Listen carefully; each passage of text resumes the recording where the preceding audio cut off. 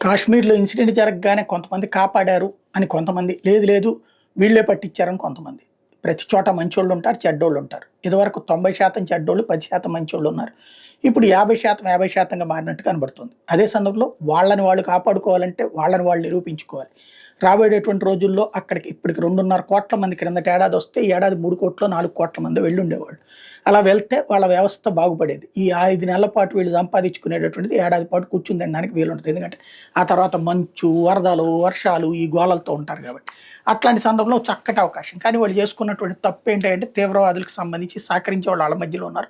వాళ్ళని కంట్రోల్ చేయలేకపోయారు. అలాంటి వాళ్ళు అక్కడ ప్రాణాలు తీయడానికి సహకరించారు. అదే సందర్భంలో విషయం తెలిసిన తర్వాత మన వాళ్ళని కాపాడినటువంటి వాళ్ళు కూడా ఉన్నారు. ఫస్ట్ వాళ్ళు భారతదేశంలో భాగం అన్నటువంటి విషయాన్ని, కాశ్మీర్ భారత్‌లో భాగం అన్నటువంటిది ఈ మధ్యనే గుర్తించడం ప్రారంభించారు. అట్ ద సేమ్ టైమ్ దానికి అనుగుణంగా మొన్న బంద్ కూడా తీవ్రవాదులకు వ్యతిరేకంగా, ప్రాణాలు తీయడానికి వ్యతిరేకంగా బంద్ చేయడం కూడా అభినందనీయం. ఇప్పుడు కావాల్సిందల్లా ఏంటంటే తీవ్రవాది అనేవాడు మా దేశంలో, మా ప్రాంతంలో ఉంటే, మా భారతదేశంలో ఉంటే, మీరు మా కాశ్మీర్‌ని అడ్డుపెట్టుకొని ఉంటే మేము అంగీకరించమనే ఉద్యమాలు చేయాలి. టూరిజం డెవలప్ అయ్యి మేమందరం డెవలప్ అవుతుంటే మళ్ళీ తీసుకెళ్ళి బెలూచిస్తాన్ లాగానో, గిల్గిట్ బల్టిస్తాన్ లాగానో, పాకిస్తాన్ లాగానో తయారు చేయొద్దని అక్కడ ప్రజలు ఉద్యమించాల్సినటువంటి సందర్భం ఉంది. తీవ్రవాదులను తరిమి కొట్టాల్సిన సందర్భం ఉంది.